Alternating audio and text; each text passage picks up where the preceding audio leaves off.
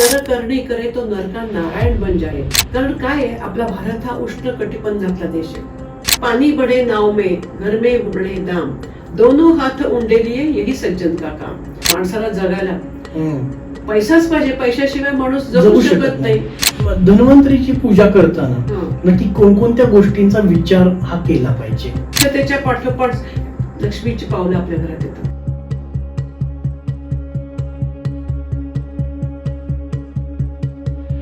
नमस्कार, तुम्हा सर्वांचे स्वागत आहे. चला बोलायच्या या आपल्या स्पेशल दिवाळी एपिसोड मध्ये मी तुमचं स्वागत करतो. दिवाळी निमित्त आपण जर पाहायला गेलं तर दिवाळी म्हणजेच दीपावली, आणि आपण म्हणतो हा दिव्यांचा सण आहे. म्हणजे अंधाराकडून प्रकाशाकडे जाण्याचा सण म्हणजे दिवाळी सण आपण सेलिब्रेट करतो. दिवाळीचा प्रत्येक दिवा, प्रत्येक आकाशकंदील हा आपल्या मनामध्ये एक ऊर्जा भरवत असतो, एक समृद्धी देत असतो आणि एक आनंद देत असतो. या सर्व गोष्टींचा विचार करता दिवाळी म्हणजे फक्त घराची झाडलोट नाहीये, दिवाळी म्हणजे फक्त घरामध्ये सजावट नाहीये, दिवाळी म्हणजे फक्त मिठाईची देवाणघेवाण नाहीये, भेटवस्तूंची देवाणघेवाण नाहीये. तो एक अद्वितीय सण आहे जो आज नव्हे हजारो वर्षांपासून चालत आलेला आहे. रामायण महाभारतामध्ये देखील याच्या अनेक आख्यायिका प्रसिद्ध आहेत. आणि याबद्दल आपण आधी दिवाळी कशी सेलिब्रेट करायचो आणि आत्ता कशी सेलिब्रेट करतो, आत्ता कसं आपण डीजेच्या तालावरती नाचतो, या गोष्टी आपण पाहतो. या सर्व गोष्टींचा विचार करता आम्हाला असं जाणवतंय की आपल्याला दिवाळी समजणं महत्त्वाचं आहे, दीपावली समजणं महत्त्वाचं आहे. हे समजण्यासाठीच आपल्या पॉडकास्टमध्ये आपण बोलवलेलं आहे ते म्हणजे प्रतिभा दाते मॅडम. यांना मॅडमचं 72 वय आत्ता आहे. मॅडमचा विचार करता, वयाचा विचार करता मॅडमने भगिनी मंडळ, बारामतीतलं भगिनी मंडळ याच्यामध्ये सेक्रेटरी तसेच अध्यक्षपदावरती देखील काम केलेलं आहे. अनेक प्रकारच्या कथा, अनेक प्रकारचे विनोदी नाटकं, अनेक प्रकारच्या स्टोरीज, अनेक प्रकारच्या कविता त्यांनी लिहिलेल्या आहेत. त्यांचा यामधला अनुभव प्रचंड आहे. या अनुभवाचाच विचार करता दिवाळीनिमित्त त्यांना आपण प्रमुख पाहुणे म्हणून आपल्या चला बोलूयाच्या पॉडकास्टवरती बोलवलेलं आहे. थोडक्यात भगिनी मंडळाबद्दल, पुण्यात नव्हे, मुंबईत नव्हे, महाराष्ट्रात नव्हे असं भगिनी मंडळ कुठंच नाहीये जे भगिनी मंडळ आपल्या बारामतीमध्ये आहे, जे 84 ते 85 वर्षांपासून स्थायिक आहे आणि खूप चांगल्या प्रकारे कार्य करत आहे. या भगिनी मंडळासाठी जागा नव्हती तर स्वतः शरदचंद्रजी पवार साहेबांनी एक जागा आणि एक वास्तू बांधून त्यांना एक प्लॅटफॉर्म दिला की ज्या ठिकाणी ते भेटू शकतात, जमू शकतात आणि महिलांचे वेगवेगळे गुण हे बाहेर येतील. तर याच्यामध्ये त्यांच्या वैचारिक दृष्टिकोनातून, त्यांच्या आर्थिक गोष्टीला पाठबळ देण्यासाठी, त्यांना एक स्टेज तयार करण्यासाठी या भगिनी मंडळाचा उपयोग होत आहे. या आपल्या अंधारमय ज्ञानाच्या प्रकाशमय जीवनाकडे वाटचाल करण्यासाठी आणि दिवाळी समजून घेण्यासाठी चला आपण भेटूयात प्रतिभा दाते या मॅडमशी. मॅडम, पहिल्यांदा तुमचं आपल्या या कार्यक्रमामध्ये स्वागत आहे. नमस्कार. मॅडम, थोडक्यात तुमच्याबद्दल थोडीशी माहिती आपल्या प्रेक्षकांना कळू देत. मला लिखाणाची पहिल्यापासूनच, शाळेपासूनच आवड असल्यामुळे शाळा, कॉलेजेसमध्ये आणि आता लग्न झाल्यानंतर बारामती भगिनी मंडळाच्या माध्यमातून, रोटरी क्लबच्या माध्यमातून मी अनेक ठिकाणचं लिखाण केलेले आहे. विनोदी कविता असतील, विनोदी स्किट्स असतील किंवा गंभीर विषयावरची स्किट्स असतील, असे अनेक कार्यक्रम लिहून सादर केलेले आहेत, दिग्दर्शित केलेले आहेत. आणि त्यामुळे बारामतीमधल्या ज्या हौशी महिला होत्या त्यांना एक प्रकारचं व्यासपीठ मिळालेलं आहे. वर्षातून एकदा आम्ही 40 ते 50 भगिनी मिळून इथे असे कार्यक्रम सादर करतो की ज्याचं आमचं सर्व पवार लोकांनी कौतुक केलेलं आहे, आम्हाला आर्थिक मदत केलेली आहे, आर्थिक सहकार्य केलेले आहे. आणि या माध्यमातून एक सांस्कृतिक वातावरण बारामतीमधलं अतिशय चांगलं उभं राहायला या भगिनी मंडळ आणि या भगिनी मंडळातून सादर होणारे कार्यक्रम याचा अतिशय मोठा उपयोग झालेला आहे. ओके मॅडम, आपण आता विषय जो आहे तो थोडासा वेगळा आहे. दिवाळी आता 8 दिवसावरती येऊन टेपलेली आहे आणि अनेक लोक आजकाल ना बऱ्याच गोष्टी विकत घेतात.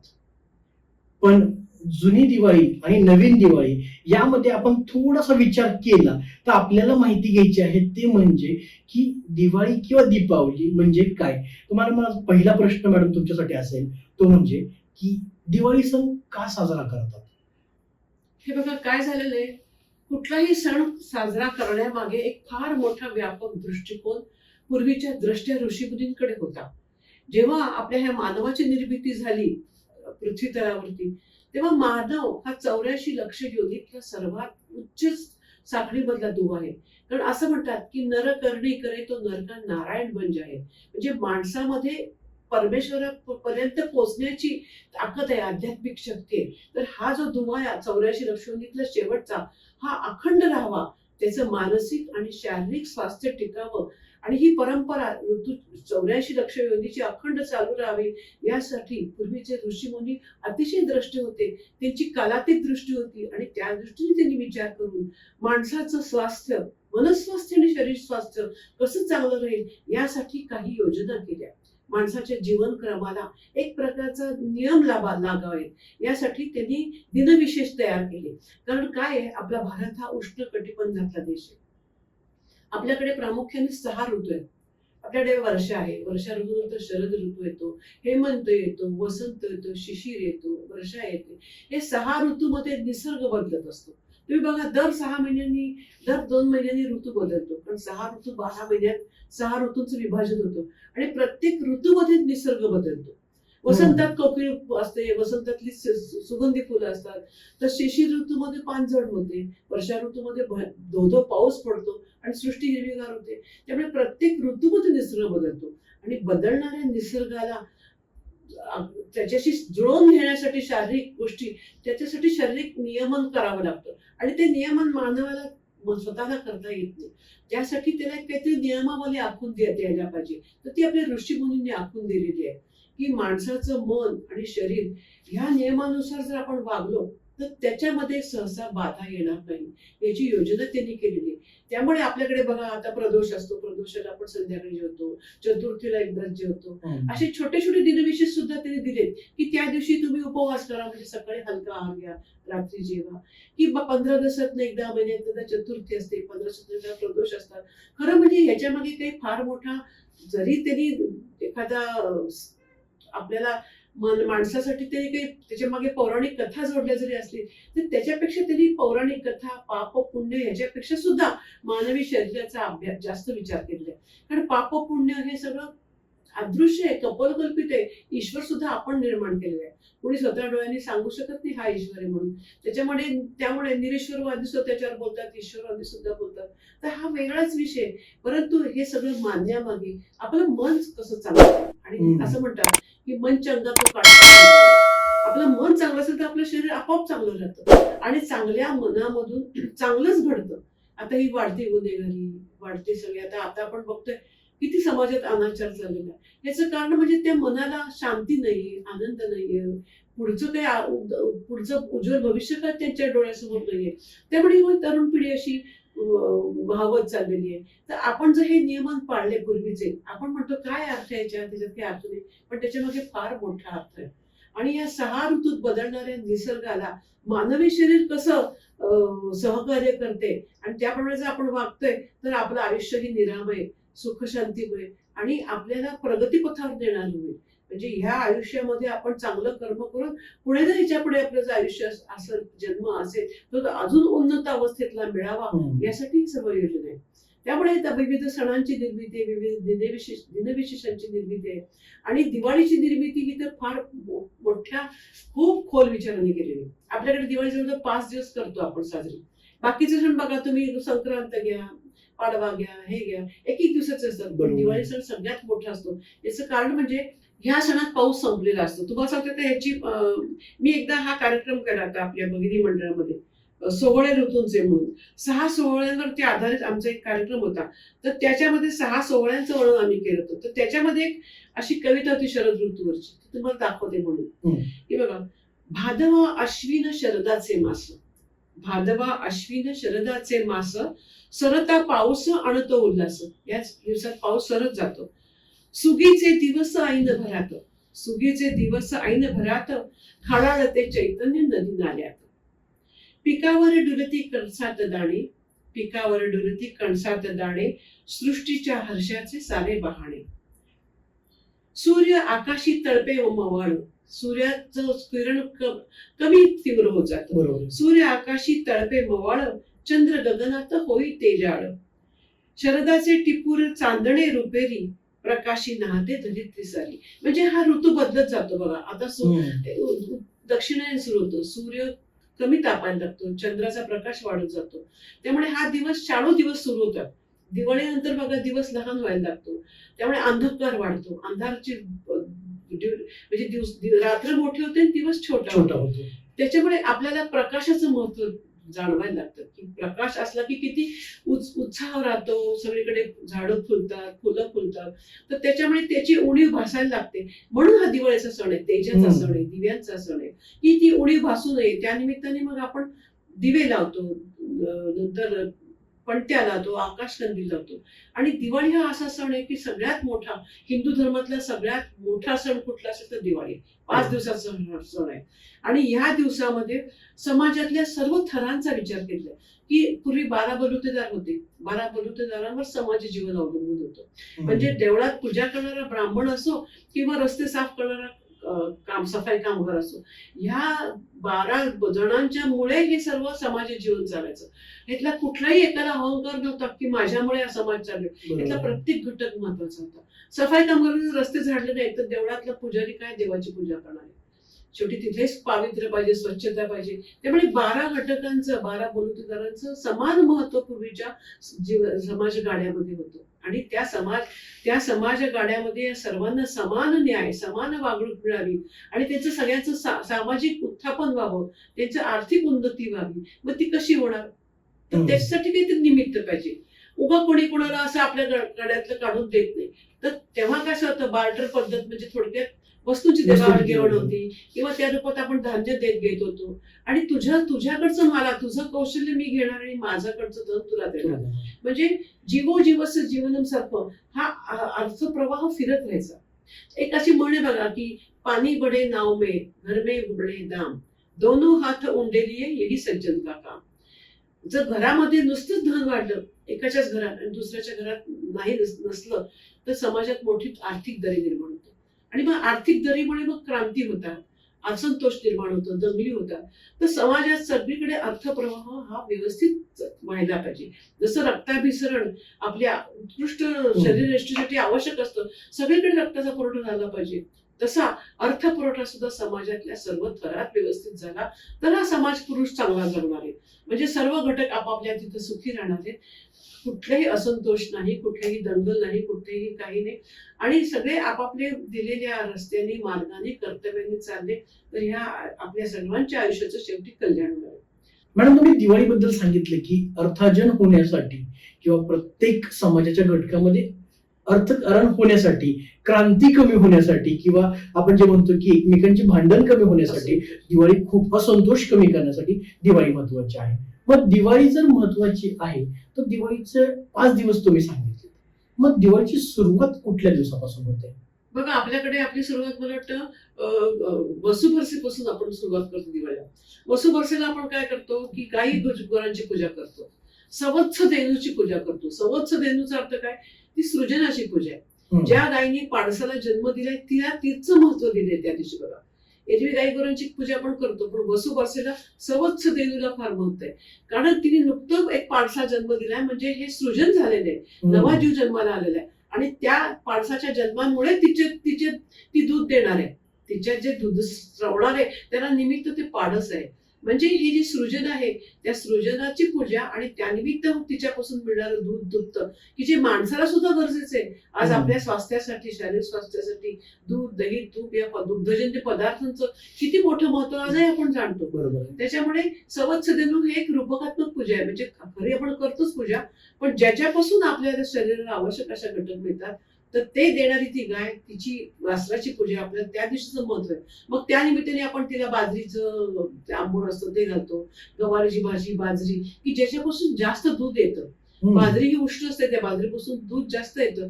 त्यामुळे तो आहार त्या गाईला आपण द्यायचा की तिच्यापासून जास्त दूध मिळावं आणि मानवी जीवनाला पोषक असं ते दुधाचं स्त्रवण तिच्यापासून व्हावं. गाई म्हशी, गाई गुरं हे सगळे आपल्या पूर्वीच्या कृषीवलांचं आवश्यक घटक होता. कारण गाई म्हशीशिवाय शेती होत नव्हती. त्यांच्या शेणापासून खत होत होतं, त्यांच्यापासून आपण नांगरट करत होतो बैलांपासून वगैरे. म्हणजे आपल्या समाज जीवनामध्ये गाई गुरं गवळी हे कृषीसाठी हे अतिशय पायाभूत मोठा महत्वाचा घटक होता. त्यामुळे पहिल्या दिवाळीला आपण वसुबरसेचं महत्व खूप आहे आपल्याकडे. आणि तिला पोषक असा आहार म्हणून ते सुद्धा तिने आपण आपल्याला सांगितलंय द्रष्टादृष्टीमध्ये.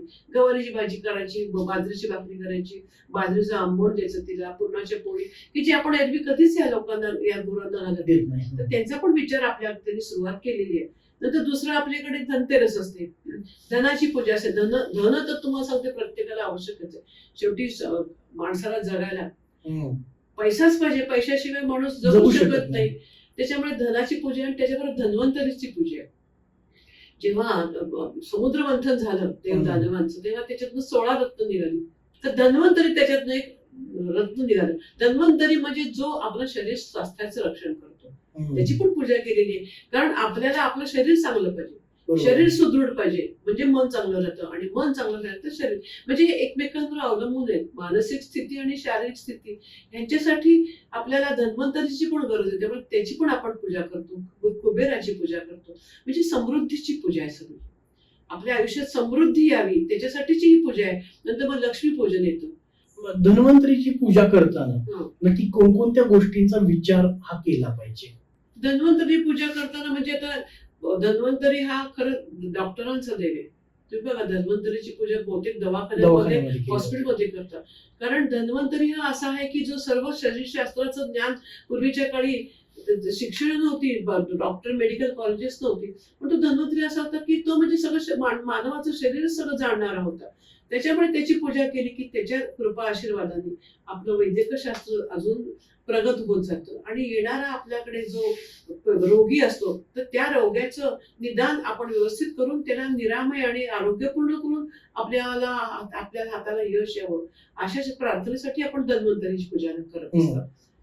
धन्वंतरीची पूजन, मग लक्ष्मीपूजन येते. लक्ष्मीपूजन म्हणजे तर काय, आज लक्ष्मी म्हणजे समृद्धीची देवता आहे. आज लक्ष्मीला आपण इतकं मानतो. सगळ्यात म्हणजे आपण सगळ्या देवतांमध्ये आपल्याकडे लक्ष्मीचा मान जास्त आहे. याचं कारण म्हणजे की लक्ष्मी असेल तर समाज आहे. कुठल्याही समाजाला पैशाशिवाय, धनाशिवाय समाजात मान्यताच नाही. आज अमेरिकेसारखा देश आपण एवढा प्रगत म्हणतो, पण समृद्धी आहे खूप. लक्ष्मीचं वरदान त्या देशाला लाभलेलं आहे. आणि मग लक्ष्मीपूजनाला सुद्धा आपण लक्ष्मीची पूजा करतो, म्हणजे केरसुणी. आपल्याकडे बघा, केरसुणीची पूजा कुठल्याही मला वाटतं सणात नसेल, पण आपल्याकडे त्या वह्यांबरोबर, त्या लक्ष्मीच्या मूर्ती फोटोबरोबर आपल्याकडे केरसुणी पूजा करत फार होते. आता खरं केरसुणी कालबाह्य झालेली बरं का. आता झाडू आहेत, आता व्हॅक्युम क्लिनर आहेत, रोबोट्स आहेत घर साफ करायला, तरी अजून लक्ष्मीचा मान टिकून आहे. याचं कारण म्हणजे पूर्वीच्या काळी हा लक्ष्मी केरसुणी जी असायची ती शिंदीच्या झाडापासून तयार करायची. मग ते शिंदीची झाडं कातकरी लोक जगवायचे. मग ते कातकरी लोक शिंदीची झाडं बुरडानं आणायचे, त्याच्यापासून केरसुण्या करायचे. आणि मग त्या केरसुण्या, जुन्या केरसुण्या टाकून घेऊन नवीन केरसुणी त्या दिवसापासून वापरायचे. म्हणजे हे जे सफाई कामगार होते त्यांचे कष्ट कमी व्हायचे. पूर्वीच्या बाद झालेल्या केरसुण्या झिजलेल्या टाकून घेऊन नवीन घ्यायच्या. म्हणजे बघा किती विचार आहे की स्वच्छता पाहिजे, त्याच्यासाठी स्वच्छतेची आयुध पाहिजेत नवीन, म्हणून त्या केरसुणीची पूजा करायची लक्ष्मी बरोबर. कारण जर स्वच्छ असेल तर लक्ष्मी येणार. लक्ष्मी उकिरड्यातनं येणार नाही आपल्या घरी. आपलं घर स्वच्छ पाहिजे, अंगण स्वच्छ पाहिजे, रस्ते स्वच्छ पाहिजेत, नदी नाले स्वच्छ पाहिजेत. मग हे स्वच्छ करणारे सफाई कामगार यांचं स्वास्थ्य स्वच्छ पाहिजे. त्याच्यासाठी ही लक्ष्मीची पूजा आहे की स्वच्छतेच्या पाठोपाठ लक्ष्मीची पावलं आपल्या घरात येतात. म्हणजे हा लक्ष्मी पूजनाचा हा सुद्धा एक वेगळा दृष्टिकोन त्याच्या मागे आहे. आपण प्रत्येकातनं जेवढे खोल अर्थ काढू तेवढे आपल्याला ते अर्थ मिळत जातात. लक्ष्मी पूजन जसं तुम्ही म्हटलं, लक्ष्मी पूजन करत असताना कशा प्रकारे लक्ष्मी पूजन केलं पाहिजे आपल्या घरी? आपल्या घरी आता आपण पारंपरिक रीतीने आपण लक्ष्मीच्या मूर्ती म्हणतो, घरातले सोनं चांदी म्हणतो, नंतर घरातले रुपये म्हणतो, की जेणेकरून आपल्या घरात जे काही आहे, पूर्वीच्या वेळी तर सगळं मांडत असेल. आता आपल्याकडे लॉकर्स मध्ये दागिने असल्यामुळे आपण एक काहीतरी छोटस एखादी लक्ष्मीचे कॉईन मांडतो. पूर्वीच्या वेळी सगळं ते दागिने मांडत असत. म्हणजे त्यानिमित्ताने ते दागिन्याला बाहेर येत असत, त्याला उजळा मिळत असे, एखादा काही खराब दागिना असेल तर त्याचं बघितलं जात असेल. म्हणजे एकूण सगळं आपल्या घराचं स्वच्छतेच्या दृष्टीने किंवा आपल्याला सगळं अवलोकन करण्याच्या दृष्टीने पूर्वीच्या काळी सगळ्या दागिन्यांची पूजा केली जात असे. आणि मग त्याला त्या साडीच्या लाया, बत्तासे, डाळिंबाचे दाणे, हे फार पूर्वीपासून ह्या प्रथा पडलेल्या आहेत. आज सुद्धा आपण त्या पाळतो बघा. वास्तविक साडीच्या लाया, बत्तासे, याचं प्रयोजन काय, ते आपलं हलकं धान्य आहे साडीचं लाया आणि द्यायला सोपं पडतं, पण ते आपल्या आज पूजेत त्याचं खूप महत्व आहे. डाळिंबाचे दाणे, साळीच्या लाह्या आणि बत्तासे. हे आजही आपण एवढ्या 24व्या शतकात सालामध्ये सुद्धा त्या परंपरा आज तेवढ्या आपण पाळत आलेलो आहोत. तर ह्या सगळ्या वाहतो आपण. नंतर दिवे लावतो भरपूर. लक्ष्मीपूजेला भरपूर दिवे लावायची पद्धत आहे. तुमच्या घरात असतील नसतील तेवढे दिवे उजळवायची पद्धत आहे. याचं कारणच असं आहे की हा दिवाळी हा तेजाचा सण आहे, दिव्यांचा सण आहे, की जितका प्रकाश तुम्हाला करता येईल सगळीकडे तितका तो प्रकाश आपण करतो. नरक चतुर्दशीचं दिवाळीमध्ये महत्व काय? असं म्हणजे मी लहानपणापासून ऐकतो आजीकडून की तू लवकर उठ, लवकर नाही उठला, लवकर आंघोळ नाही केली तर तू नरकात जाशील असं म्हणतात. मग तुम्हाला नक्की मॅडम काय म्हणायचं नरक चतुर्दशी? मला काय वाटतं होते का की आपलं दिवाळीचे काहीतरी वैशिष्ट्य असावं, काहीतरी वेगळेपण असावं. आता एरवी आपण खूप उशिरा उठतो, पण दिवाळीचा हा दिवस असा की त्या दिवशी सूर्योदयाच्या आत उठायचं, नाही तर ते पूर्वीचे लोक म्हणायचे तुमच्या अंगात नरक पडेल. म्हणजे तो जो आता ऋतू बदलत चाललेला आहे, थंड हवा सुरू झालेली आहे, मग छान तो आस्वाद घेण्यासाठी लवकर उठायचं.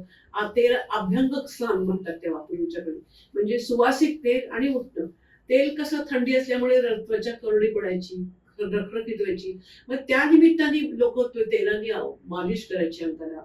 नंतर कडकडीत पाण्याने आंघोळ करायची. आणि जे उठणं असतं त्याचं एक स्क्रबर, आता आपण स्क्रबर म्हणतो त्याला, तर ते डेड स्किन आपल्या अंगावरची ज्या मृत पेशी असतात तर ह्या उठण्याने घासल्यामुळे त्या मृत पेशी निघून जायच्या. म्हणजे तुम्ही बघा ना, शरीरावरच्या मृत पेशी सुद्धा आपण काढायचा प्रयत्न करतो, अंगण स्वच्छ करतो, नदी नाले स्वच्छ करतो, म्हणजे आपल्या शरीराची पण स्वच्छता त्याच्यात दिलेली. बायकांची न्हाणी, पुरुषांची न्हाणी.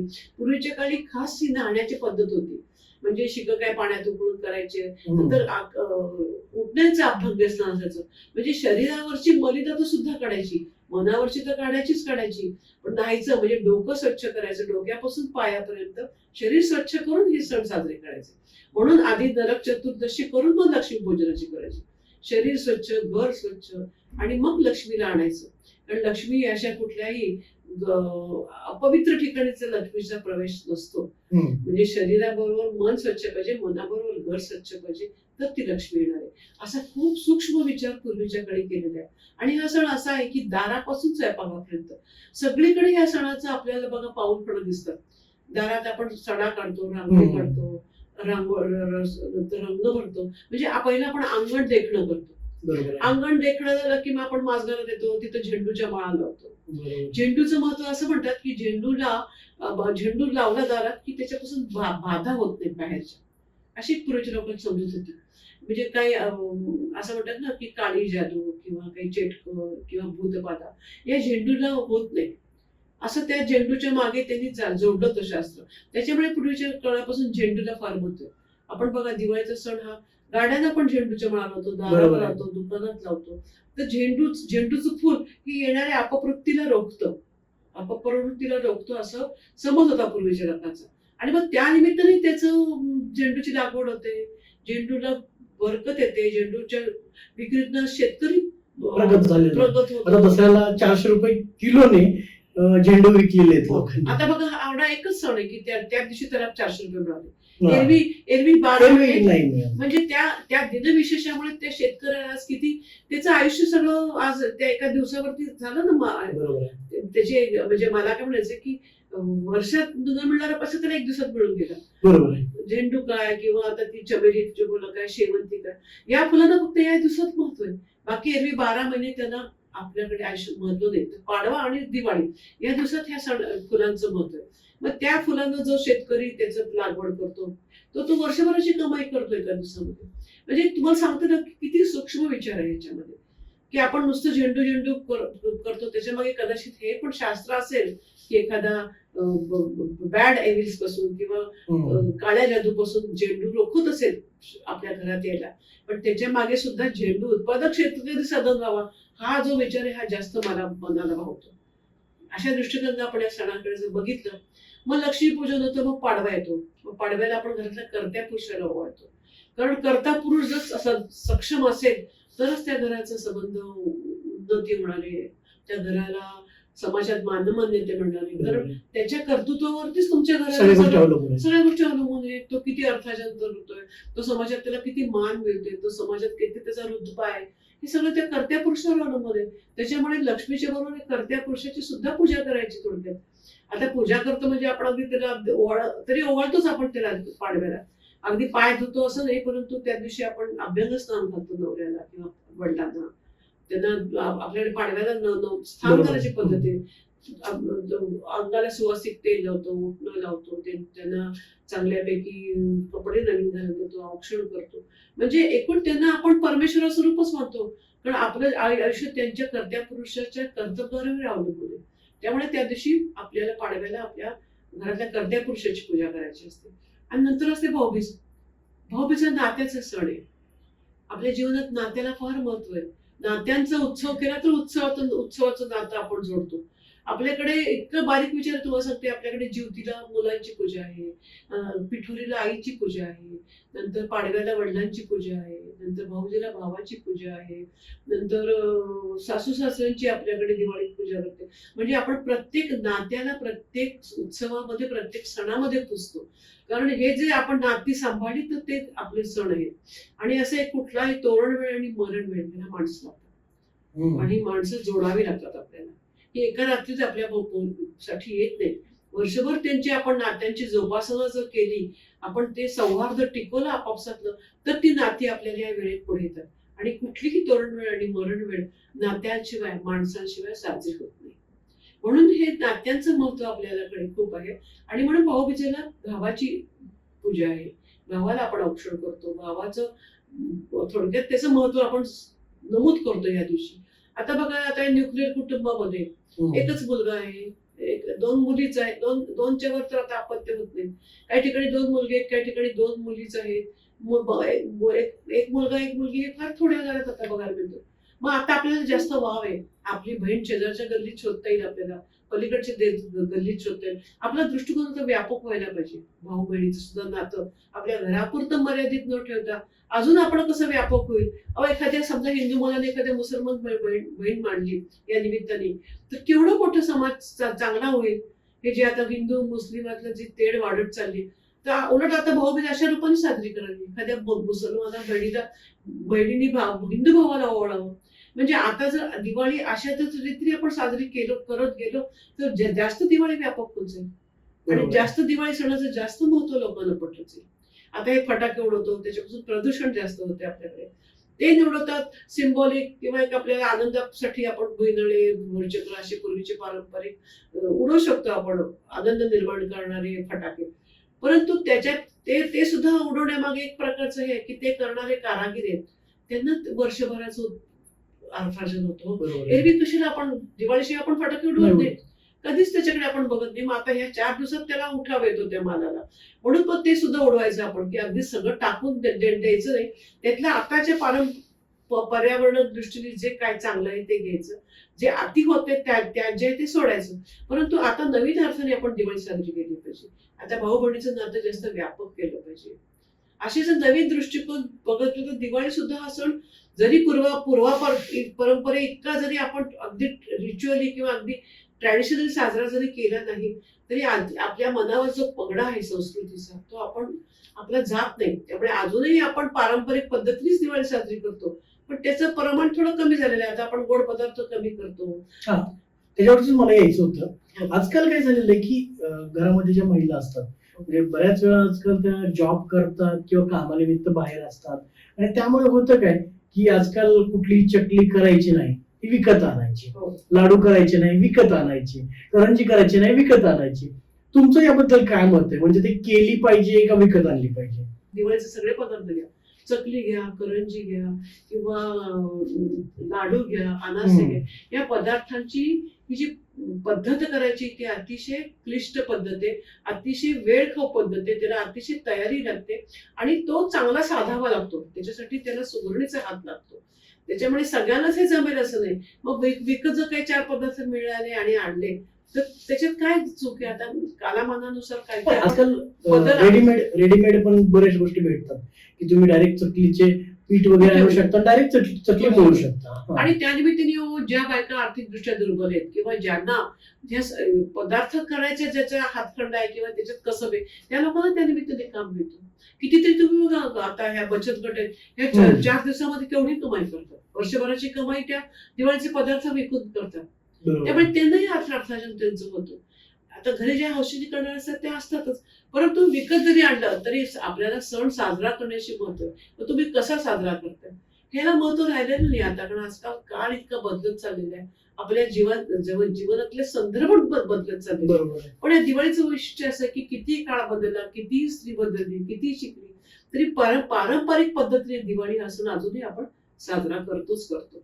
बरोबर आहे. पण आता तुम्ही जसं परंपरेबद्दल सांगितलं, आता तुम्ही याच्या आधी देखील दिवाळी बघितलेली आहे तुमच्या हो. लहानपणी हो. आणि आता दिवाळी बघता, काय फरक झाला तुम्हाला? तुम्हाला सांगते, पूर्वीच्याकडे आमच्या लहानपणी दिवाळी होती ना, तेव्हा दिवाळीचं म्हणजे काय होतं माहिती का, की अतिशय हवा थंडगार आणि अनपॉल्युटेड म्हणजे अतिशय शुद्ध हवा. आणि म्हणजे आमचं लहानपण गेले, दिवाळी म्हटली की कडाक्याची थंडी पडायची. आता तुम्हाला सांगते दिवाळीत थंडी पडतच नाही आपल्याकडे. म्हणजे हा मला जाणवणारा फरक असा आहे की पूर्वी दिवाळी म्हटली की कुडकुडायचं. त्या नरक चतुर्दशीला उठून अभ्यंग स्नान करणं म्हणजे एक प्रकारची शिक्षा वाटायची. मुलं उठायला आईला काकू करायची, थोडस अजून झोपू दे, थंडी पडली. इतकी छान हवा असायची आणि त्या थंड हवेमुळे भूक भरपूर लागायची. एक तर प्रदूषण नव्हतं, एवढं वाहनं नव्हती, हवा छान होती, भूक भरपूर लागायची. त्यामुळे मुलं खायची भरपूर. आणि हे दिवाळीत आताचे पदार्थ आहेत त्याचे 12 महिने 18 काळ आता आपल्याला दुकानात मिळतात. बरोबर. चकली घ्या, शेवग्या. तेव्हा बाहेर खाद्यपदार्थ बाहेर विकलेले नव्हतेच. आमच्या लहानपणी फक्त किराणा मालाच्या दुकानात किराणा माल मिळायचा. खाद्यपदार्थ विक्रीला ही कन्सेप्ट तेव्हा नव्हतीच. आता हे अलीकडे 20-25 वर्षात मिठाईची दुकानं झालेली आहेत. तेव्हा तुम्हाला खवा मिळेल, तुम्ही घरी गुलाबजाम करायचे आणि एवढे पदार्थांचे वैविध्य नव्हतंच. एवढे पदार्थ नव्हतेच. एक पारंपरिक ठरलेले पदार्थ त्या दिवसात आमच्या घरात व्हायचे. आणि त्या पदार्थ करताना सुद्धा त्याची काहीही बाहेर म्हणजे घरात सगळी तयारी करायला लागायची. अहो तुम्हाला सांगते, त्या गव्हाचा रवा सुद्धा किती वेळा आमच्या घरात आमच्या आजीने काढलेला आहे. किंवा जे आपण म्हणतो सपिटी म्हणजे थोडक्यात मैदा, हा सुद्धा घरी काढायला लागायचा. तेव्हा मैदा सुद्धा विकत मिळत नसे. अशी परिस्थिती असताना हे सगळे पारंपरिक पद्धतीचे पदार्थ घरी व्हायचे. त्यासाठी भरपूर श्रम व्हायचे, कष्ट व्हायचे भरपूर. एवढी वाहनं नव्हती, त्यामुळे चालत जावं लागलं. आम्हाला शाळेत चालत जाणं, कॉलेज पण चालत जावं लागायचं. भूक भरपूर लागायची, त्यामुळे खाल्लं भरपूर जायचं. हवा शुद्ध होती, हवा थंड होती. आणि हे आता सगळं आता या दिवाळीमध्ये मला जाणवलं की आता अजून दिवाळी उकडतच असतो. 12 महिने पदार्थ करून आपण कंटाळलेलो असतो. चकलीतलं, शेवईतलं नाविन्य गेलेलं आहे. तर रोज आपल्या घरात चकलीचे डबे असतात. त्याच्यामुळे दिवाळीचं जे पूर्वी हे होतं वैशिष्ट्य काय असायचं की उत्तम खाणं, नवीन कपड्यांची खरेदी असायची. कारण एरवी 12 महिने कपडे घ्यायचे नाहीत लोक, फक्त दिवाळीतच कपड्यांची खरेदी असायची. आणि ते वर्षभरासाठी घ्यायचे. म्हणजे एकदा दिवाळीत घेतलेला कपडा वर्षभर टिकायचा, तो परत नवीन घ्यायचे नाही. आता आपल्याकडे सारखे सेल आहेत. दर आठवड्याला सेल आहेत आणि दर आठवड्याला नवीन कपडे आहेत. त्यामुळे आता कपड्यातली खरेदीतला आनंद गेलेला आहे, खाण्यातला आनंद गेलेला आहे. आता हे आनंद आपण सगळे विसरत चाललोय. आता आपल्याला रोजच दिवाळी, रोज दिवाळी. पूर्वी वर्षातनं एकदाच दिवाळीचा सण असायचा, त्यामुळे त्याचं खूप महत्व होतं. आता रोजच दिवाळी असल्यामुळे महत्व कमी झालंय. पण तरी सुद्धा आपल्या मनावरती इतका पगडा आहे या सणांचा की अजूनही जरी रोज दिवाळीचे तरी ते दिवाळीतले 5 दिवस आपण अजूनही विशेषत्वानं साजरे करतो. कारण आपल्या मनावर पडलेलं, आपल्या वाडवडिलांनी केलेले संस्कार आणि त्याच्या मागे आपल्याला एवढं माहितीये की जरी हे आता कालबाह्य असलं तरी त्याच्या मागे काहीतरी अर्थ असला पाहिजे. आणि त्या निष्ठेने, त्या श्रद्धेने आपण ती दिवाळी अजूनही साजरी करतो. त्याच्यामधल्या काही कपोलकल्पित कथा असतील, काही आपल्याला पटत नसतील, पण तरी आपल्या व्यवहारामध्ये आपण तीच आपली श्रद्धा आहे आणि त्याच परंपरेचं आपण जतन केलेलं आहे. पण आता जसं तुम्ही सांगितलं की त्यावेळेसची दिवाळी, आत्ताची दिवाळी, पण तरी देखील की एक तुमचा एक विचार म्हणून की तुम्ही आताच्या समाजाला काय एक संदेश देऊ इच्छिता, तुम्ही दिवाळी कशी सेलिब्रेट केली पाहिजे? मला असं म्हणायचं की बघा, आपलं जे पूर्वीचं काय आहे ना ते लोकांना आता वाटतं त्याच्यात काय आपल्याला अशी काय समजायची होती का की आपलं ते सगळंच त्यांना काय की नवीन लोकांना सगळंच त्याच्यात ते अर्थहीन वाटतं त्यांना. बरोबर आहे. काही की अशी लोक आहेत निरीश्वरवादी म्हणा, हे म्हणा, की तेवढं आहेत त्याच्यात काही अर्थ नाही. पूर्वीच्या लोकांना काही उद्योग नव्हता, खूप वेळ होता म्हणून ते हे परंपरा केल्या आहेत.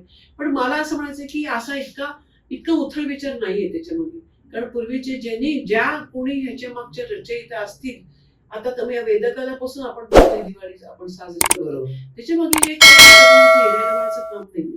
ज्यांना पुढचं अजून कितीतरी पुढचं लाखो वर्षाचं सगळं दिसत होतं, त्या लोकांनी या सणाची निर्मिती केलेली.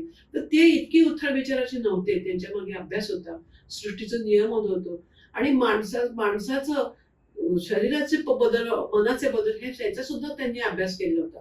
त्यामुळे आपलं जुनं ते सगळंच त्यात जे आहे किंवा त्यात काय अर्थ नाही असं म्हणणं चुकीचं आहे. आता त्याच्यात तुम्ही बदल जरूर करा. आता तुम्हाला असं वाटते की प्रदूषण होते, फटाके जरूर कमी उडवा. किंवा आता तुम्हाला असं वाटतंय फार गोड खाऊन आपल्या शरीराला वेध चढतोय, आपल्याला त्याच्यापासून बीपी शुगर सारख्या गोष्टी बीपी होतात. शुगर आता लहान वयातच मुलांना शुगर आहे, बीपी आहे, तर ते तुम्ही कमी खा. त्यातले तुम्ही त्याज्य गोष्टी ते टाका, परंतु ज्या परंपरा आहेत त्याच्या मागे काहीतरी अर्थ आहे आणि त्याच्या मागे काहीतरी चांगला विचार आहे, ही भावना तुम्ही मनातली कधी टाकू नका, श्रद्धा सोडू नका. कारण शेवटी आपला हिंदू धर्म असा आहे की त्याच्या इतका साकल्याने विचार कुठल्याच धर्माचा केलेला नाही. आणि आपला अतिशय सहिष्णू धर्म आहे. सर्वांना सामावून घ्यायचा, फक्त आपणच नाही मोठं व्हायचं, आपल्यावर आसपासच्या लोकांना सुद्धा कसं मोठं करता येईल याचा पण विचार आपण या सणांच्या निमित्ताने केलेला आहे. कारण असं आहे, जग सुखी तर आपण सुखी राहणार. आपण एकटं सुखी होऊन जग सुखी होणार नाहीये. तर त्याच्यासाठी आपल्या बरोबरच्या सगळ्या लोकांनाच आपण घेऊन चाललो, जीवनाची वाटचाल केली तर सर्वेपि सुखिनः सन्तु सर्वे सन्तु निरामया सर्वे भद्राणी पश्यन्तु न कश्चित दुःखभाग भवेल, अशी स्थितीला आपण प्राप्त होणार आहोत. आणि आपल्या जीवनाचं अंतिम ध्येय तेच आहे. आपण जो मानवी जन्म घेतलेला आहे 84 लक्ष योनीतलं शेवटची जी आपली योनी आहे, ही शेवटी सर्वांच्या कल्याणासाठीची योनी आहे. आणि हीच योनी आपल्याला नराला नारायणापर्यंत पोहोचवणारी योनी आहे. आपल्यात इतकी खरं ताकद आहे, आपण ती जाणत नाही होत. आध्यात्मिक ताकद तेवढीच आहे आणि शारीरिक ताकद तेवढीच आहे. आज आपण बघतो 200-200 वर्षापासूनचे ऋषी मुनी अजून आहेत, नर्मदेच्या गुहांमध्ये आहेत, हिमालय आहेत, की त्यांचे अजून 200-300 वर्ष त्यांचं आयुष्य आहे, अजून ते चमत्कार करतात. नर्मदा परिक्रमामध्ये तुम्हाला सांगते, ज्यांनी परिक्रमा केल्या त्यांनी असं दाखवलेलं आहे की एका क्षणात ते ऋषी एवढं 200 लोकांचं जेवण करतात, झोपड्याचं थाट असतो आणि सगळं झालं, मागे वळून फरलं तर तिचं काही नसतं. म्हणजे असे चमत्कार करणारे ऋषी मुनी आज आपल्या हयात आहेत, आपल्याला दिसत नाही. जे त्या नर्मदा परिक्रमेत जातात, हिमालयात जातात, त्यांनी दर्शन दिलेली आहेत. हिंदू संस्कृती ही चिरकाल टिकणारी, अनंत टिकणारी संस्कृती आहे आणि ती आपल्या कल्याणासाठी. आता तसं पाहायला गेलं तर भारतामध्ये देव देवता आणि या सगळ्यांच्या गोष्टींचा विचार केला जातो. तशाच बऱ्याच आख्यायिका देखील पुराणामध्ये प्रसिद्ध आहेत दिवाळीसाठी, दसऱ्यासाठी. तर त्यातल्या काही आख्यायिकांबद्दल मॅडम थोडीशी माहिती दिली तर भारी होईल. नाही तसं आख्यायिका काय दिल्यात म्हणजे का, पूर्वीच्या काळी कसं होतं, एवढं शिक्षण नव्हतं लोकांना आणि त्यांना रंजक गोष्टीतून त्यांना शिकवलं जायचं सगळं. कारण कसं असायचं की सांगणार कसं, वटसावित्रीची गोष्ट घ्या की ते तिचा पती जिवंत केला.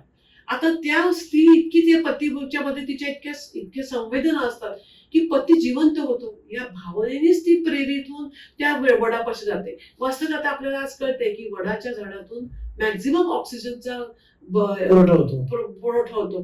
त्यामुळे ते वडाच्या झाडाचं महत्व आहे. वडाचं झाड तेव्हा का निवडलं की वडाच्या झाडाची लागवड करा, त्याच्यापासून ऑक्सिजन निर्माण होतो. पण ते पतीशी ते वडाचं झाड जोडल्यामुळे तिचं ते कनेक्शन जोडलं वडाच्या झाडाशी आणि ती वडाच्या झाडाशी ती पूजा करायला लागली.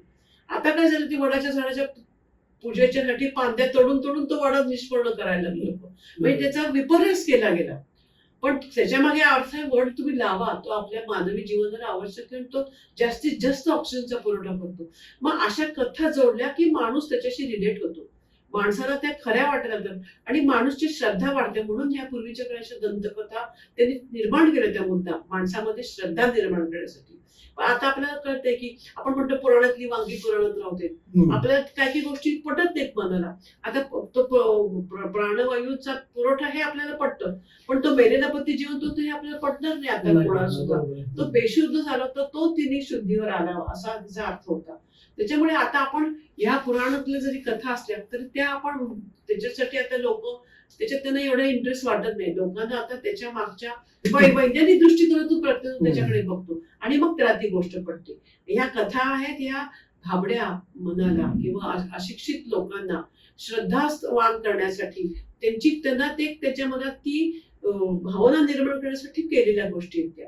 दिवाळी म्हटलं की कुटुंब एकत्र येतात, जे तुम्ही म्हणालात की विभक्त कुटुंब पद्धती झालेली आहे आता, किंवा आपण जे एकत्रित कुटुंब पद्धती आली होती, तुम्ही आता न्यूक्लिअर फॅमिली म्हणाला, मी आता मायक्रो फॅमिली पण तुम्ही म्हणाला, मायक्रो फॅमिली तयार झाली आता. म्हणजे आम्ही दोघं आमचा एक, किंवा आम्ही दोघं आमचे दोन, ही फॅमिली झाली. पण दिवाळीमुळे एक 4-5 दिवस कंपनीला सुट्ट्या मिळतात आणि लोक गावाकडे येतात, किंवा कुणाच्या तरी एका भावाच्या घरी आपण जमतो, त्यामुळे एकोपा तयार होतो.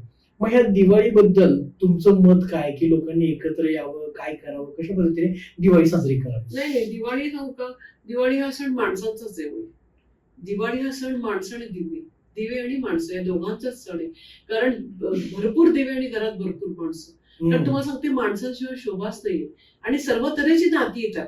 बरं, आता सुद्धा काय, तुम्ही एरवी आपापल्या घरात असता, तर त्या निमित्ताने तुम्हाला ऍडजस्टमेंट म्हणा, एकमेकांची आवडी निवडी म्हणा, किंवा एकमेकांना देवघेव म्हणा, हे जे आपल्या परस्पर साहचर्य आणि सहकार्य, हे ह्या सणांमध्ये आपल्याला मिळतं. पूर्वीच्याकडे एकत्र कुटुंब पद्धतीमध्ये आपोआप व्हायचं ते. आता विभक्त कुटुंब पद्धतीमुळे आपल्याला ऍडजस्टमेंट किंवा तडजोड हा प्रकार, हा शब्दच आपल्या शब्दकोशातून नाहीसा झालाय. त्यामुळे मी आणि माझं आणि मी, त्यामुळे इतकं आत्मकेंद्रित माणूस आयुष्य जगायला लागलेलं आहे की त्याचं कुठेच पटेल असं झालं. आता घटस्फोटाचं प्रमाण किती वाढलं, की साधा एक, आता आम्ही 50-50 वर्ष संसार केले, आता 5 वर्ष सुद्धा संसार टिकत नाही, घटस्फोट घेतात. आणि शेवटी सांगू का, शेवटी तुम्ही जरी घटस्फोट घेऊन एक सोडून दुसरा नवरा केला तरी तिथे सुद्धा तडजोड आहेच. आई वडिलांच्या बरोबर तडजोड आहे, मित्रमैत्रिणींबरोबर तडजोड आहे. शेवटी 2 माणसं एकत्र आली की थोडं तुझं थोडं माझं, हा जर मनात भाव ठेवला तर तुम्ही जगू शकाल. सगळंच माझं असं तर तुम्ही एकटे राहा, मग तुम्ही वनात जा, अरण्यात जा, तुमचं तुम्ही स्वतंत्र जगा. पण आपण माणूस हा समाजातला माणूस आहे, कळपातला राहणारा माणूस आहे. माणूस एकटा राहू शकत नाही. त्याच्यामुळे आपल्याला ही माणसं पाहिजेत 2-3. माणूस पाहिजे म्हणजे त्याची आपल्याला थोडस तडजोड केली पाहिजे, आपल्या मनाला मुरड घातली पाहिजे. मनाला मुरड घालणे हा जो शब्द होता पूर्वीचा, हा फार अतिशय महत्वाचा होता. मुरड हा शब्द मुरड घालायची म्हणजे थोडस आपलं मन मोडायचं आणि दुसऱ्यासाठी मोडायचं. तर ही जी आहे भावना, ही अतिशय गरजेची आहे. आपल्याला जगण्यासाठी माणूसच पाहिजे. आपल्याला बघा, आपण कितीही तुम्ही पैसा मिळवा, शेवटी आपल्याकडे असं वाटतं की 4 खांदेकरी लागतात. बरोबर, आपल्याकडे त्याला अतिशय महत्व आहे. त्या जे आपली परंपरा आहे ना, 4 खांदेकरीशिवाय तुम्हाला तुमचा शेवटचा प्रवास नाहीये. मग ते 4 खांदेकरी तुम्हाला खांदा देण्या इतपत तरी तुम्ही 4 जोडले पाहिजे. हा माणसाचा प्रवास आहे. हा शेवटी माणसातून माणसाकडे नेणार आहे. आपलं सगळं आयुष्य बघा तुम्ही, जन्मापासून मरेपर्यंत आपण माणसातच राहतो. त्यामुळे हे जीवाच्या सणांचे आपण एकत्र येतो ना, याचं फार महत्व आहे. त्यानिमित्ताने आपण एकत्र बसतो, गप्पा मारतो, हास्यविनोद करतो, भरपूर खातो, विणतो, फटाके उडवतो. म्हणजे जीवनाचा सर्वंकष रस आपण या 4 दिवसात घेतो आणि सर्वांना घेतो. आपण त्या दिवशी दान धर्म करतो बघा, दिवाळीमध्ये दान देतो आपण लोकांना, खरेदी करतो. व्यापाराची बरकत होते, किराणा मालाची होते, कपडे वाल्याची होते, फळवाल्यांची होते. फळं सुद्धा आपल्याकडे दिवाळीत आपण किती पुजायला लागतात. आपल्याला सर्वांना बरकत येते. म्हणजे घर दार समाज सगळ्यांची बरकत आणणारा हा 5 दिवसांचा सण. म्हणजे मॅडम, तुम्ही खरंच सांगितलं जातं की एकत्र आलात तर संवाद होईल, तुमच्या एकमेकांना ऍडजस्टमेंट करण्याच्या गोष्टी होतील. तर अजूनही काय होतं की एकत्र आले की अजूनही मोबाईल येतात. मग मोबाईलमुळे थोडासा एक तो गोष्ट आलेली आहे की विचार विनिमय होतच नाही, मोबाईलवरती चर्चा होते. तर त्या निमित्ताने एक आत्ताच्या तरुण पिढीला तुम्ही काय संदेश द्याल? आता तुम्हाला सांगते, मोबाईलने आपलं आयुष्य इतकं व्यापलंय, तुम्हाला सांगू का, की हवा, पाणी, अन्न, म्हणजे अन्न, वस्त्र, निवारा या 3 प्राथमिक गरजा, मोबाईल ही 4थी प्राथमिक गरज झालेली आपल्या आयुष्याची. म्हणजे सत्य नाकरून आपल्याला चालतच नाही. म्हणजे आपल्याला इतकं त्याचं व्यसन झालेलं आहे. त्याचे काही फायदे आहेत, काही तोटे आहेत, हे सुद्धा खरं आहे. परंतु आता आपण ते कटाक्षाने त्याला आपण एक नियमच केले पाहिजे की बाबा आज 1-2 तास सगळ्यांनी एकत्र जमायचं, तर मोबाईल सगळ्यांनी बाहेर ठेवूनच आत यायचं. काही ठिकाणी अशी पद्धत आहे बघा की एकत्र गेट टुगेदर असेल ना, तर एका ठराविक ठिकाणी सगळ्यांनी मोबाईल ठेवायचा, मगच आत प्रवेश करायचा. असे नियम पाळणारे लोक आहेत. किंवा आता लग्न नाटका बिटकाला बघा, त्याची ताकीद नसते, सायलेंट मोडवरती तुमचा मोबाईल ठेवला पाहिजे. आता मोबाईल इतका न्यूसिकल व्हॅल्यू आता कशालाच नाहीये. इतका हा मोबाईल म्हणजे त्याचे फायदे जरी असले तरी तो जास्त करून मला वाटतं त्याचे तोटेच जास्त निर्माण झाले आता समाजामध्ये. तुम्हाला एकांतात त्याचा फायदा आहे, पण समाजात त्याचे तोटे जास्त झाले. तर हा मोबाईल हे काही ठिकाणी हा कटाक्षाने जर तुम्ही आपल्या बाहेर ठेवलात, तर तुम्ही तुमच्यातले जे सुसंवाद आणि संवाद आहे तो चालू राहील. तर तुमचं मोबाईलनी सगळं आयुष्य इतकं व्यापलेलं आहे की तुम्ही फक्त एकटे उरलेले आहात तुमच्याशी संवाद करण्यात. तुमच्या समोरच्या माणसाचा संवाद तुमच्याशी ह्या मोबाईलने बंद करून टाकले. पदार्थांबद्दल काय बोलायचंय का? त्याची न्यूट्रिशियस व्हॅल्यू खूप आहे या पदार्थांची. म्हणजे हे नुसतेच चकलीला त्याच्यात अनेक पदार्थांचं कॉम्बिनेशन करून गेलेले पदार्थ असतात ना, त्याची न्यूट्रिशियस व्हॅल्यू अतिशय असते. म्हणून चकली, कडबोड याला अतिशय महत्व आहे सणाला. नंतर अनारसे पदार्थ असा आहे की तो एरवी करत नाही आपण, दिवाळीतच केला जातो, तो लक्ष्मीपूजनालाच केला जातो. तो एक वैशिष्ट्य येते आपल्या अनारशाचं. आणि एक अधिक महिन्यात त्याचं महत्व आहे. सच्छिद्र दान द्यायचं असतं आपल्याला अधिक महिन्यात, म्हणून ते अनारशांचं तीस अनारस आहे. एक अधिक महिन्यात महत्व आहे आणि एक दिवाळीत महत्व आहे. या पदार्थ हा आपला वैशिष्ट्यपूर्ण. मग बाकी एरवी 12 महिने आपण 12 सगळे पदार्थ आपण खातो, करतोय आणि खातोय. दिवाळीसाठी तुम्हाला सांगते की दिवाळी म्हणजे त्यातले आपल्याला योग्य ज्या आहेत गोष्टी त्याचं पालन आपण केलंच पाहिजे. पूजा सुद्धा का केल्या पाहिजेत. आज हा जी वैदिक जमात आहे, म्हणजे जमात नाही म्हणायचं, वैदिक. आता हे ठिकठिकाणी आपल्याकडे हे आहेत बघा, पाठशाळा आहे. पाठशाळांमधून आज तुम्हाला सांगते अशी परिस्थिती आहे की ब्राह्मणांना कुठे रिझर्वेशन नाही. ब्राह्मण जात असे की त्यांना रिझर्वेशन नाही. आर्थिक दृष्ट्या ब्राह्मण वर्ग अतिशय दुर्बल आहे.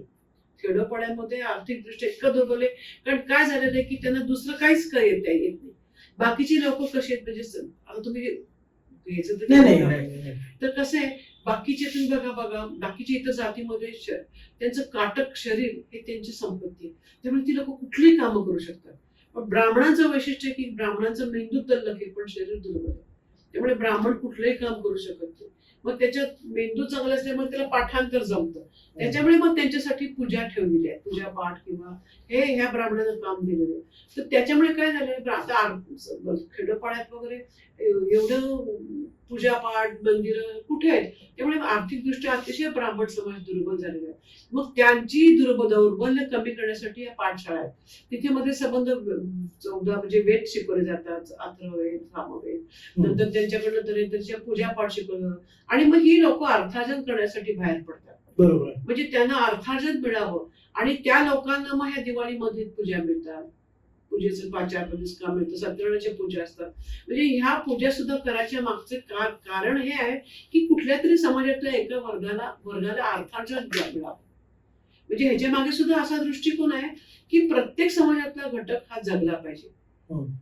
त्याच्यामुळे तो आता बाकीचे लोक कशी दुसऱ्या आपापल्या हाताच्या कौशल्यावर काम मिळवू शकतात, तसं ब्राह्मणाच्या हातात म्हणजे कौशल्यापेक्षा त्याच्या बुद्धीचं आहे. मग त्या बुद्धीला तो जे करू शकतो ते म्हणजे वैदिकी करू शकतो.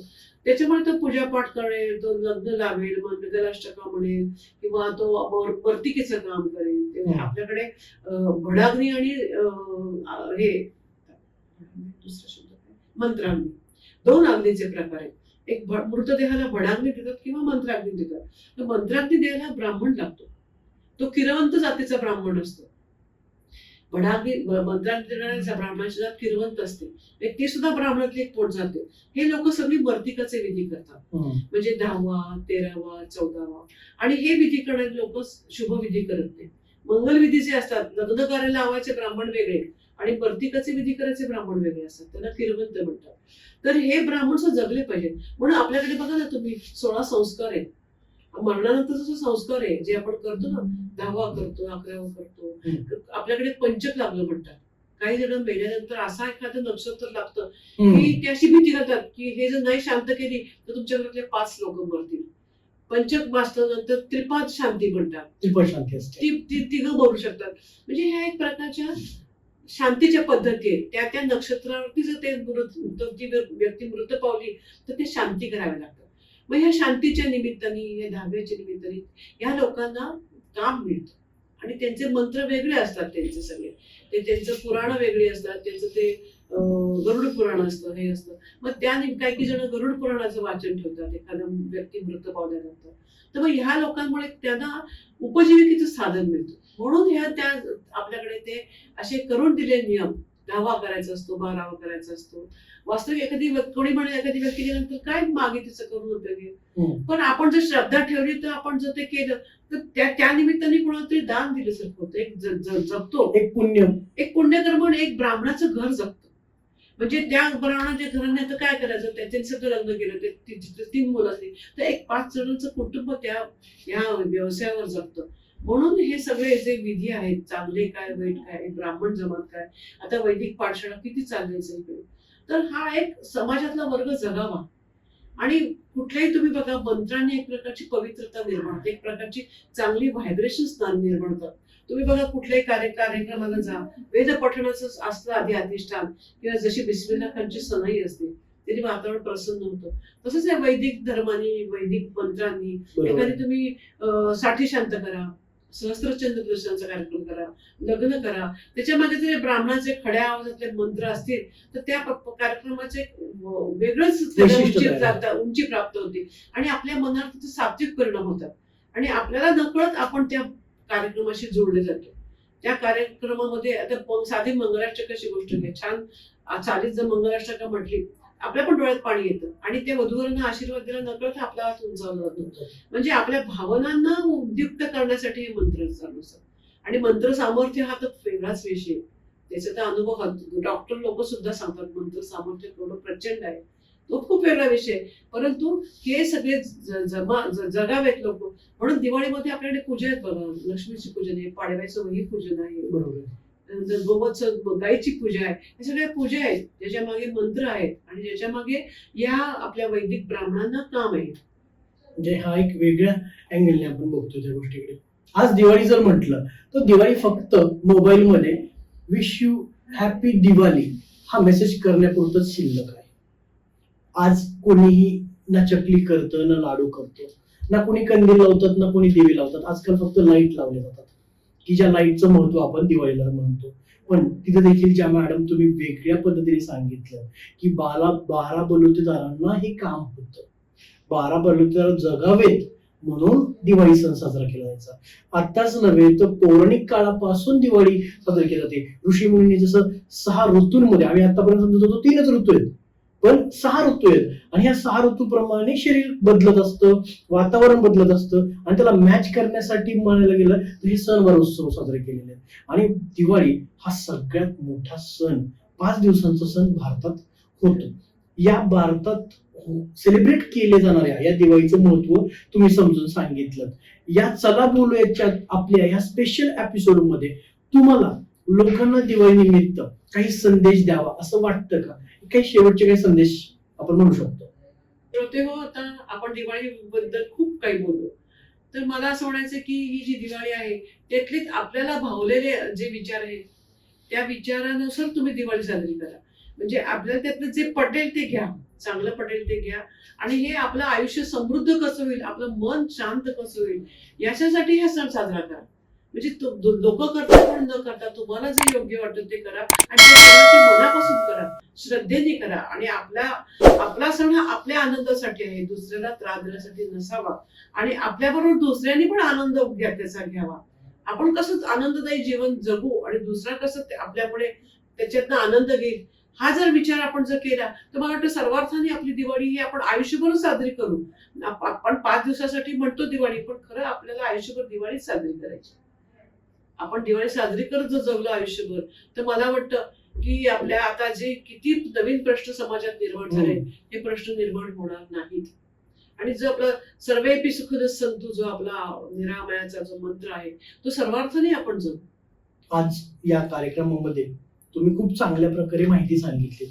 जुनी दिवाळी, नवीन दिवाळी, झालेले बदल या सगळ्या गोष्टी सांगितल्या, त्याबद्दल मी तुमचं मनापासून आभारी आहे. चला बोलूयाची आमची पूर्ण टीम आणि त्याचबरोबर आमचे सगळे श्रोते जे की हा एपिसोड पुढे जाऊन पाहणार आहेत त्यांच्याकडून मी तुमचे मनापासून आभार मानतो. धन्यवाद. मी सुद्धा आभारी आहे. त्या निमित्ताने मलाही काही वेगळा विचार करता आला आणि मला तो विचार तुमच्या बरोबर त्याच्या सहभाग तुम्हाला करून घेता आलं, त्याबद्दल मलाही खूप आनंद झालेला आहे. मला बोललो त्याबद्दल मी आपली खूप आभारी आहे. Thank you madam. चला बोलूयाच्या या विशेष एपिसोड मध्ये, दिवाळी निमित्ताच्या विशेष एपिसोड मध्ये आपण आज भेटलो प्रतिभा दाते मॅडम यांच्याशी. मॅडमचं जर काम पाहायला गेलं तर खूप वेगळं आहे. लिखाण अप्रतिम आहे मॅडमचं, आणि या लिखाणाच्या जोरावरती अनेक वेळा त्यांना वेगवेगळे पुरस्कार देखील मिळालेले आहेत. आज त्यांना एक, त्यांच्यासाठी नव्हे तर आमच्यासाठी एक व्यासपीठ तयार झालं की दिवाळी म्हणजे काय. मॅडमचंही म्हणणं तेच आहे की आख्यायिकांपेक्षा महत्वाचं आहे तुम्ही क्षण साजरे करा, आणि क्षण साजरे केले तर नेहमी नव्हे तर दररोज दररोज तुमची दिवाळी होऊ शकते. तेव्हा नक्कीच हा एपिसोड पूर्ण पहा, आणि आपल्या पुढच्या येणाऱ्या एपिसोडसाठी नक्कीच तुम्ही आपल्याला stay tune with us. Thank you so much. खरंच खूप छान माहिती मिळाली. पहिली दिवाळी, आताची दिवाळी, पहिले पदार्थ, आताचे पदार्थ, आता काय केलं पाहिजे, या सगळ्या गोष्टींची माहिती प्रतिभा दाते मॅडमने खूप चांगल्या पद्धतीने दिली. त्यांचं या कार्यक्रमात आल्याबद्दल मी मनापासून आभारी आहे. आपण आता दुसरा पार्ट देखील आणतोय, तो म्हणजे दिवाळी मधल्या, दीपावली मधल्या दंतकथा. नक्की रामायण महाभारतामध्ये कोणकोणत्या अशा कथा आहेत की ज्यामुळे आपल्याला दिवाळी चांगल्या पद्धतीने समजते? कोणकोणत्या आख्यायिका सांगितल्या गेलेल्या आहेत ज्यामुळे आपल्याला दिवाळी समजायला मदत होते? आता नव्हे तर पौराणिक काळापासून, रामायणापासून, महाभारतापासून आपण दिवाळी सेलिब्रेट करतो. काय दिवाळी आहे हे जाणून घ्यायचंय?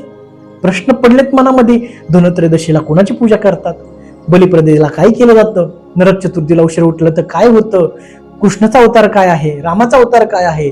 विष्णूचा अवतार काय आहे? या सगळ्यांबद्दल जर मनात शंका असतील, जाणून घ्यायचं असेल तर नक्कीच आपला दिवाळी विशेष हा सेकंड पार्ट बघायला विसरू नका. So stay tune with us. Like करा, शेअर करा, सबस्क्राईब करा, आणि पुढचा पार्ट नक्की बघा.